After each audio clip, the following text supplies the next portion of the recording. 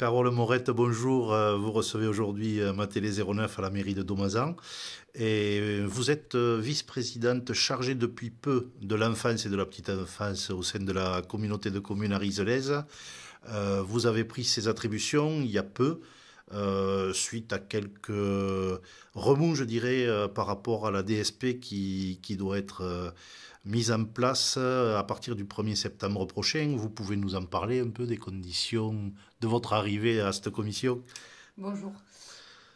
Oui, suite au dernier conseil communautaire, Roger Buffat a souhaité changer de délégation et le président ayant validé cette demande, il n'était pas question de revenir là-dessus et Oui, moi puisque je respecte tout à fait le choix de Roger. Donc du coup, on m'a demandé de prendre en charge la petite enfance. Et donc, nous sommes repartis de gérer cette fameuse DSP. de gérer cette fameuse DSP. Sur le principe, pour faire comprendre un petit peu à tout le monde ce qui s'est passé, suite au premier appel d'offres, nous nous sommes retrouvés avec une proposition de délégation de service public qui prévoyait une augmentation de 919 087 euros pour 3 ans. Donc, Ce qui n'est pas une petite somme. ce qui n'est pas une petite somme, et effectivement, il a été du coup présenté que la solution était l'augmentation d'impôts ou la participation des communes, ce à quoi évidemment les conseillers communautaires n'ont pas donné une suite favorable.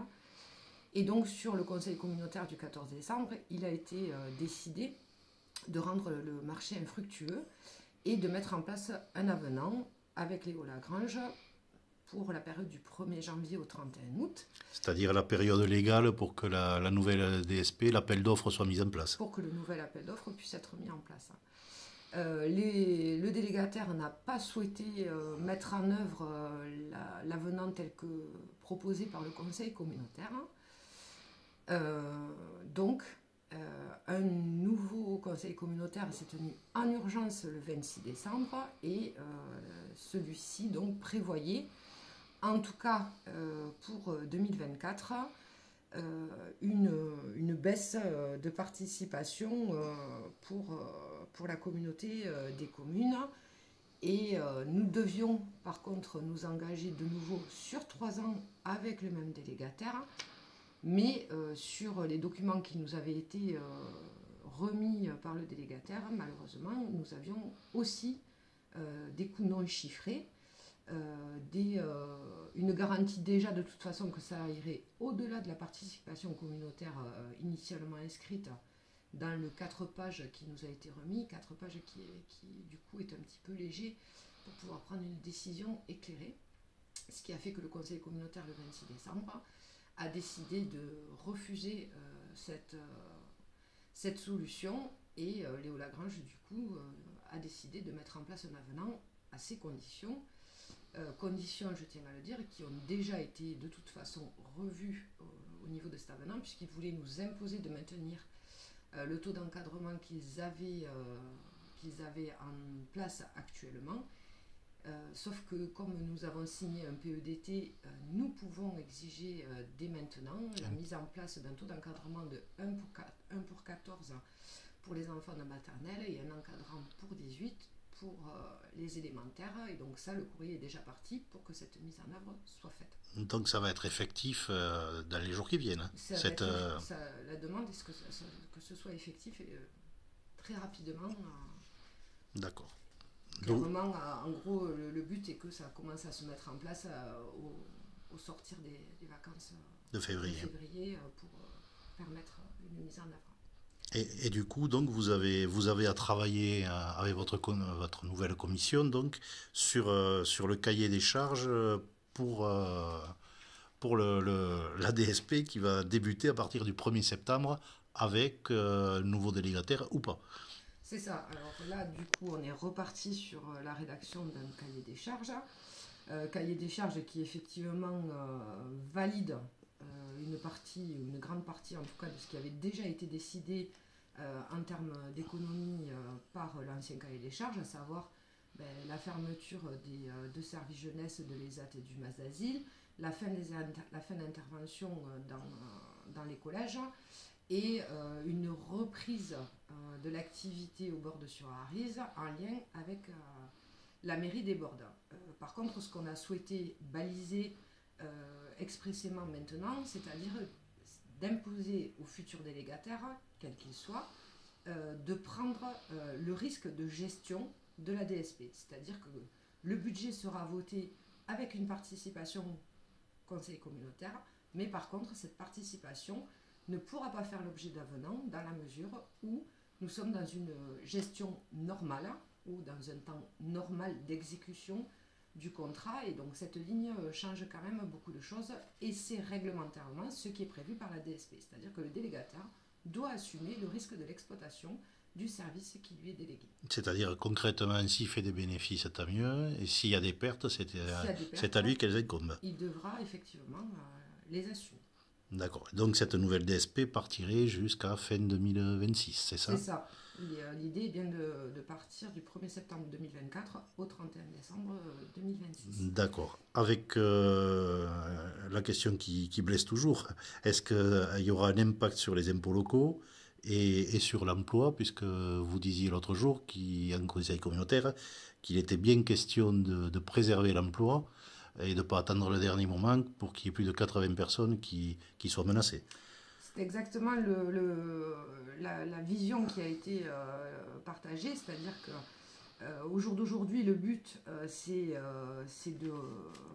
d'être sur des taux d'encadrement, d'être sur des activités, mais si nous partons sur un budget que l'on ne peut pas assumer, nous prenons le risque de mettre 80 personnes sur le carreau. Après, moi je suis très claire aussi sur le sujet, l'employeur c'est Léo Lagrange. Si aujourd'hui le délégataire a fait le choix de surdimensionner ses effectifs ou a mis en place des postes qui ne relevaient pas en tout cas de ce qui était attendu, le conseil communautaire ne peut pas être tenu responsable des conséquences qui découleraient de cette nouvelle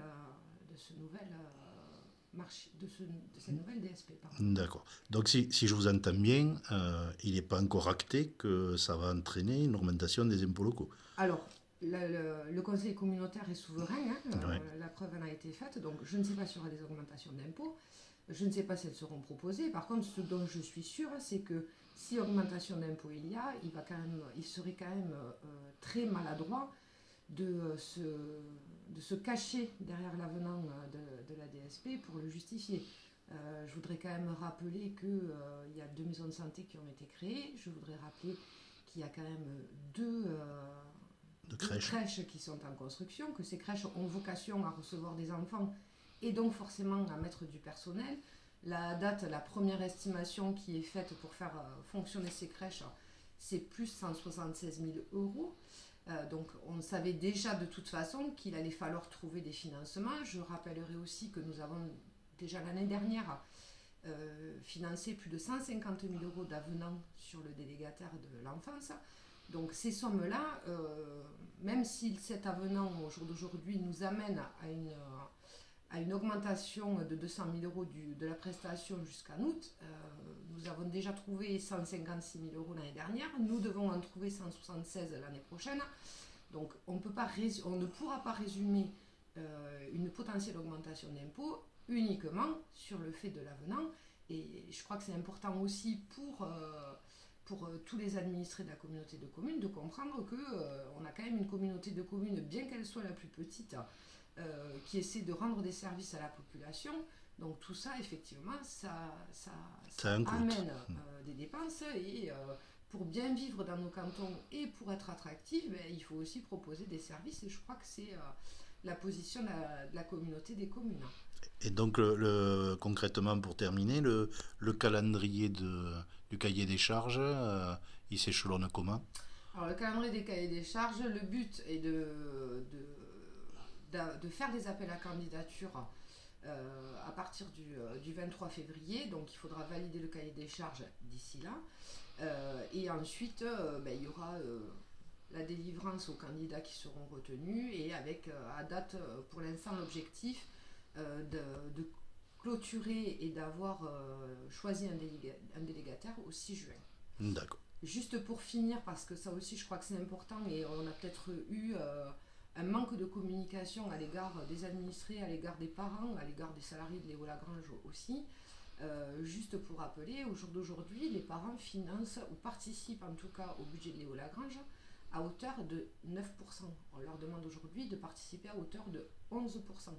Je ne crois pas que ce soit un scandale financier que de demander ces participations-là, parce que la communauté des communes ne peut pas à elle seule assurer un tel volume financier.